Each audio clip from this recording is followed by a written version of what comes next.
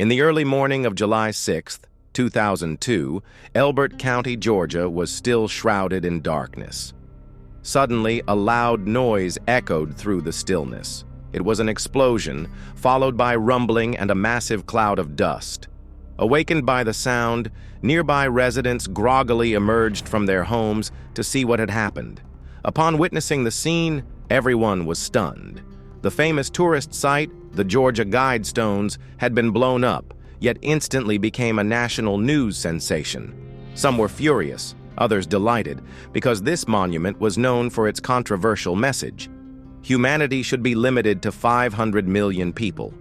It symbolized a large-scale depopulation plan, believed by some Christians to be the work of the devil, and by conservatives as the scheme of a dark elite. What does the destruction of this massive monument mean? Was it an act of fate or a deed by human hands? The fall of a sinister agenda or the beginning of a deeper mystery? Today, we'll uncover the secrets behind the mysterious explosion of the Georgia Guidestones.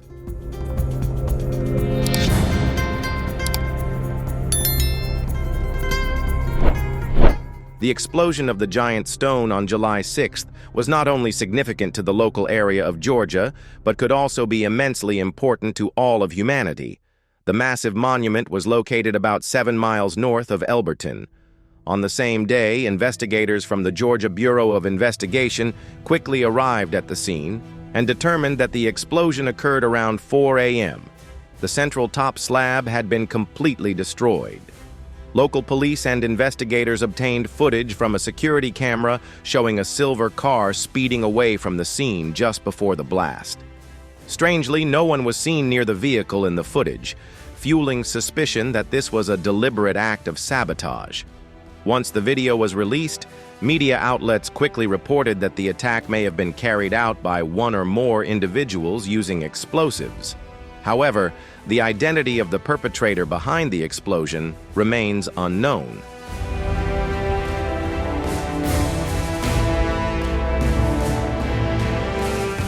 For safety reasons, just hours after the explosion, the Georgia Guidestones were dismantled by local authorities. While investigators were scrambling to identify suspects, aerial footage transmitted by an FBI surveillance device shocked the entire team. On the afternoon of July 7th, investigators discovered that at 4 a.m. on the 6th, during an approaching storm, a lightning bolt carrying a fireball had struck the monument. The top slab was shattered on impact. If the footage is accurate, the explosion wasn't caused by a bomb, but by a lightning strike. Renowned American author Sheila Holm, when interviewed, said, "The investigation agency claimed it was a bombing, but this doesn't resemble any previous bomb attack. It looks more like a divine masterpiece." So did God truly intervene?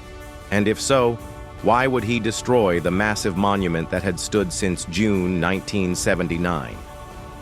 Back in that year, a mysterious man, well-dressed and speaking in an unusual manner, appeared at a granite finishing company in Elberton, Georgia. He introduced himself as Robert Christian and asked the company's owner, Joe Fendley, how much it would cost to build a structure made of large stone slabs.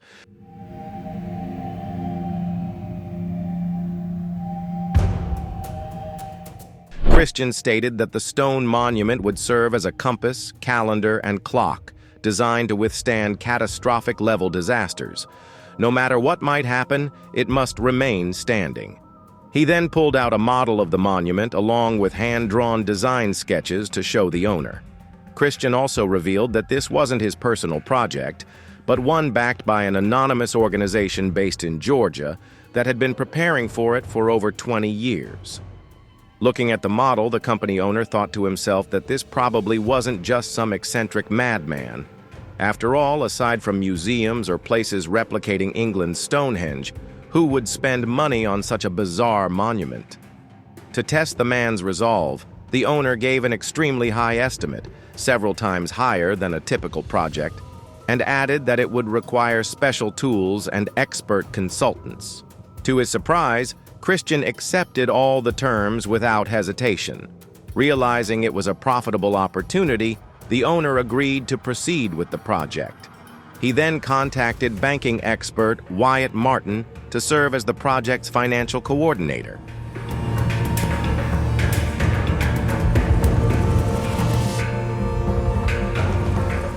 The two men purchased a 5-acre plot, about 20,000 square meters, from a farmer to build the massive Guidestones monument.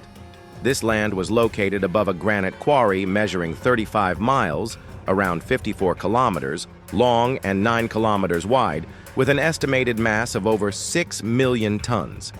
They later used Elberton granite to construct the monument. The city of Elberton, Georgia, is known as the granite capital of the world. Thanks to the strength of this stone, the monument was built to endure even earthquakes and natural disasters. On March 22, 1980, the Georgia Guidestones were officially inaugurated, with at least 100 people attending the ceremony. Among them was a pastor who, upon reading the inscriptions, warned that the monument was the work of dark forces aiming to control humanity. His words stunned the crowd. People stood silent, exchanging bewildered looks. The inscriptions were indeed strange. The structure itself was also uniquely designed. A central pillar surrounded by 4 large upright slabs with a horizontal capstone placed on top. Each of the standing stones reached about 19 feet tall, roughly 5.7 meters. The overall design closely resembled England's Stonehenge.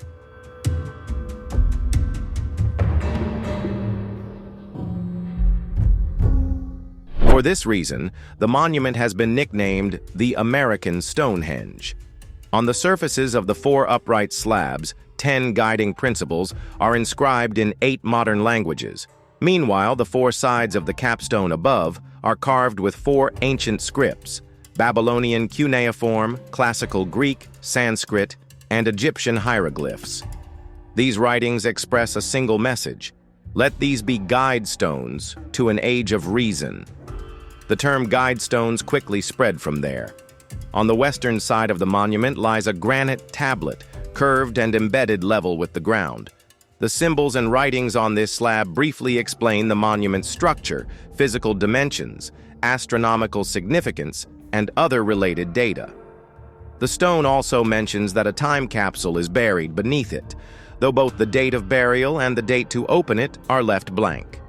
At the top of the central pillar, there is a small hole. At any time of the year, if you look through it, you will see the North Star.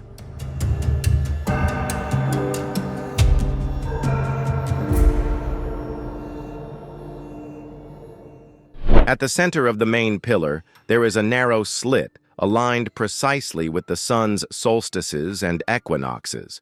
The solstice marks the greatest difference between day and night length, while the equinox is when day and night are nearly equal.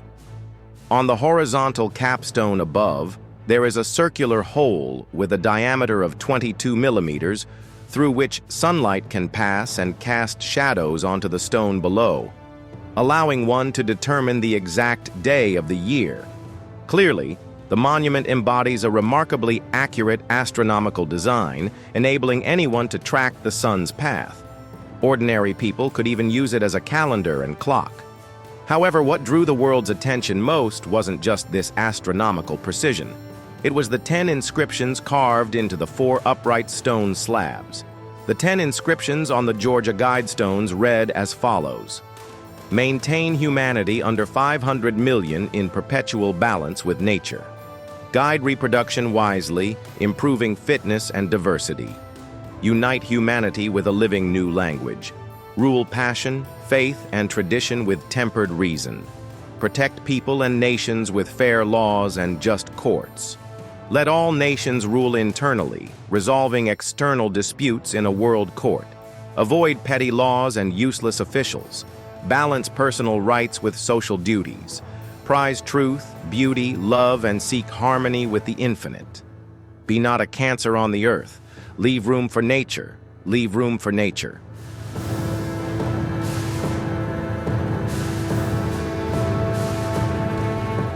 The 2nd through 10th inscriptions on the Guidestones seem relatively understandable, but the first, maintain humanity under 500 million, comes across as disturbing. If so, what happens to the rest? Are they to be eliminated? This is likely why many devout Christians condemn the Guidestones as Satan's stone. American symbologists analyzing the inscriptions suggested that the 10 rules may hint at 3 future phases of humanity. The first phase, reflected in the first and second rules, aims to reduce the global population to under 500 million through reproductive control and manipulation of healthcare and food systems.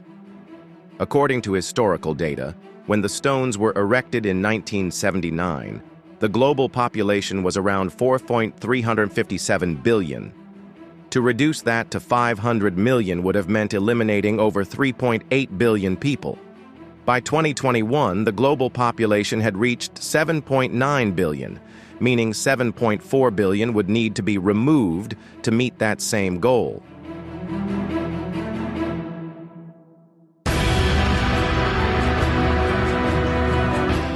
Many believe that the Georgia Guidestones are linked to a secret conference held at a San Francisco hotel in 1995, which aimed to eliminate 2/3 of the world's population. The so-called Anglo-Saxon depopulation plan, allegedly involving World War III, was said to have been revealed during a Freemason summit in London in 2005. Later, discussions on population reduction resurfaced again in 2010, leading many to believe these agendas are deeply connected. Leaked documents, often tied to places like Fort Detrick, suggest that since the 1970s, reducing the global population by 3 billion had become common understanding among Western elites, especially Freemasons. However, they had to wait for the right opportunity to act. Some believe the 2008 U.S. economic crisis exposed the urgency of this plan. The second phase, reflected in the third and fourth commandments on the Guidestones, focuses on establishing a unified global language and a tightly controlled social system involving reproduction, child rearing, and the regulation of religion and culture.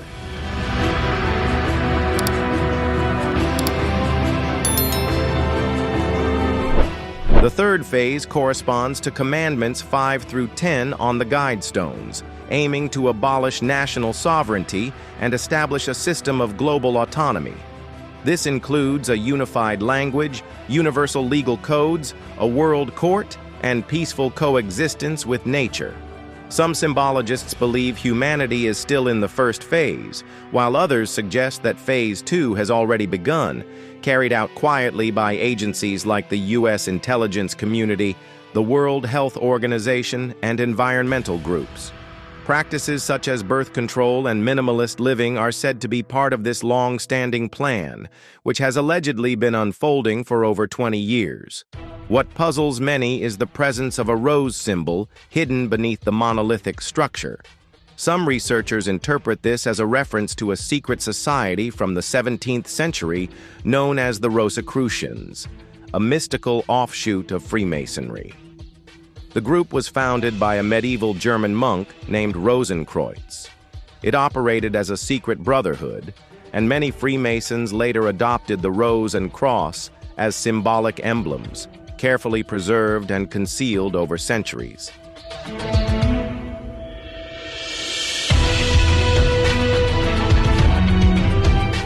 In the modern era of the 18th to 19th centuries, the Rosicrucian order, along with the Illuminati, the Skull and Bones Society, the Mafia, and the Zionist movement, were all believed to be secret branches of modern Freemasonry. In contemporary times, many secret organizations, such as the Illuminati, are often regarded as incarnations of Satan.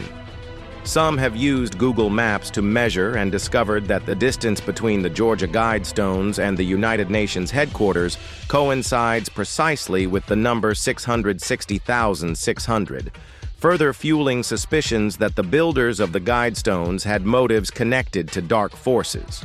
The Illuminati is believed to have established a fund called the Lucifer Trust, founded in 1922 and located at 666 United Nations Plaza, New York. This location also houses the permanent headquarters of UNESCO and has been a base for many former Illuminati members. Lucifer was originally one of the 7 archangels of God, but later fell from grace and became Satan. The state of Georgia, located in the southern United States, is a land known for its moral traditions, devout religious beliefs, and simple lifestyle, often referred to as America's Bible Belt.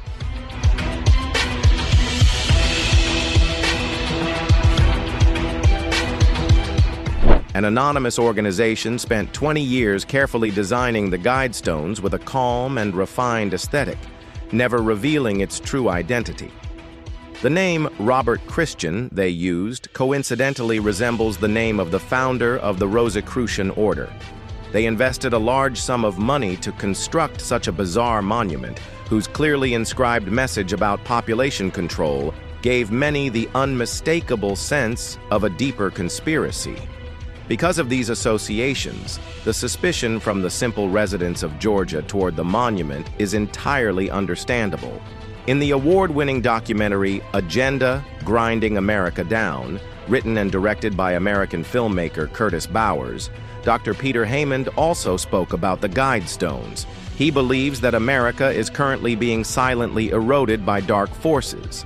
According to him, their mission is clearly engraved on the stones and also appears in various documents.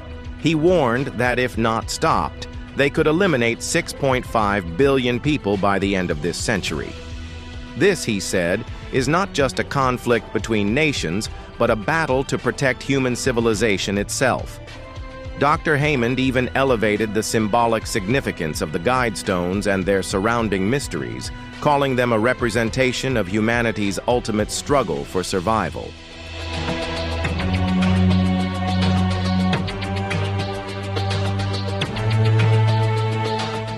However, there is also a perspective suggesting that humanity's understanding of the Guidestones' message is merely superficial, judging a book by its cover, and does not grasp the true intent behind them.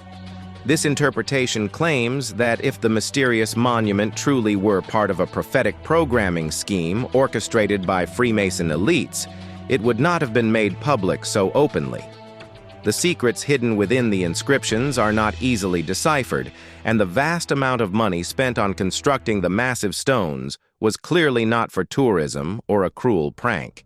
Instead, it carries deep meaning and a far greater purpose.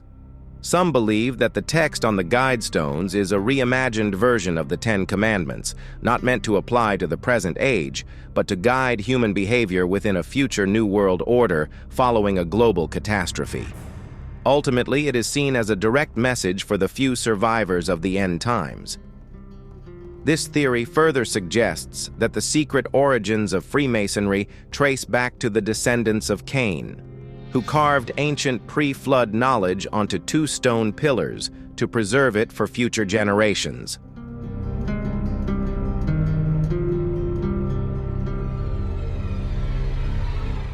The Freemasons are believed to be a society that still preserves secret knowledge rooted in the Bible. They are said to be aware of the return cycle of the celestial body Nibiru, an event that would bring devastation to Earth and trigger the realignment of planetary positions across the solar system. According to this belief, it is possible to foresee the new shape of Earth after the catastrophe and identify regions that could support survival. Nibiru is a deity from Sumerian mythology, and in the Sumerian language, the name means crossing boat. In modern astronomy, Nibiru is a hypothetical planet often linked to doomsday theories. Some groups believe this disaster would occur in the early 21st century.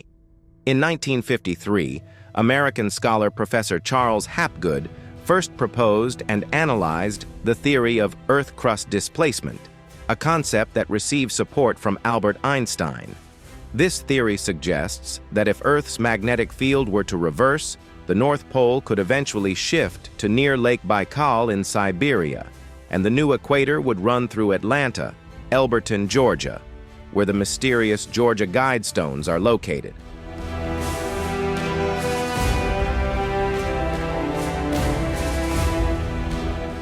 The most important detail is that the magnetic North Pole is currently shifting rapidly from Canada towards Siberia. If the Atlanta, Georgia region becomes the new equator in the future, it would be one of the safest zones during a global catastrophe. This is also believed to be the reason why the elites chose to build the massive Guidestones there. Another major consequence of a disaster involving Nibiru would be worldwide megatsunamis, considered the sole and direct cause of a global-scale Great Flood. Based on the Earth's surface structure and the proportion of ocean coverage, an elevation of 3,000 meters above sea level is regarded as the safe watershed line. The highest elevation around Elberton, Georgia, reaches 4,399 meters, which perfectly meets that requirement. Thus, it's speculated that the elites have long prepared for the coming disaster. Even if 95% of the population perishes, they would still issue directives to the survivors. The remaining population is expected to stay below 500 million, and the majority of them will likely be Americans.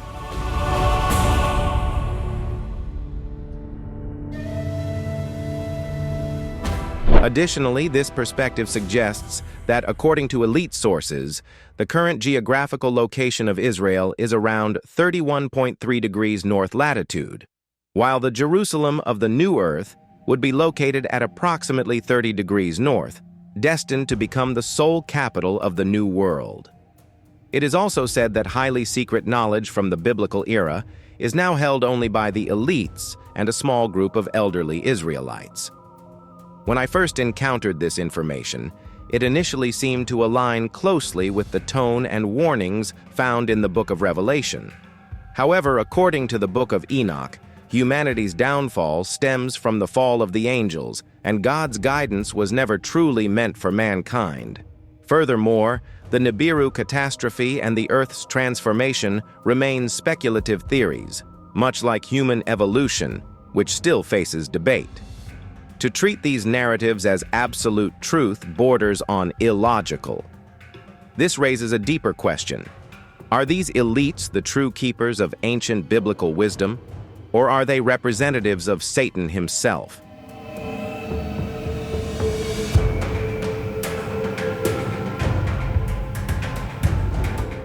According to aerial footage captured by the FBI, it was determined that the massive Guidestones were destroyed by a lightning strike, not by explosives as many had previously believed.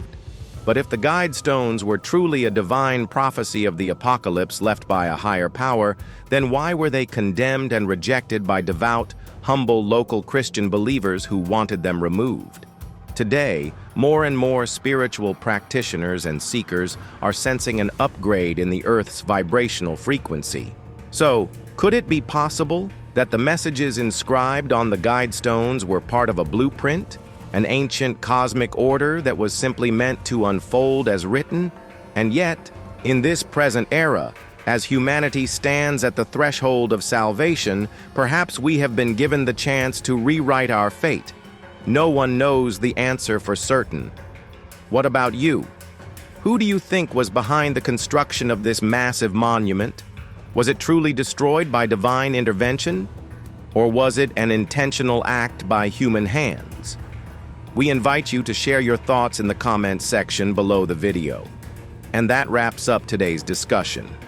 If you found this video helpful, don't forget to share it with at least one of your friends. Thank you so much for watching. See you next time.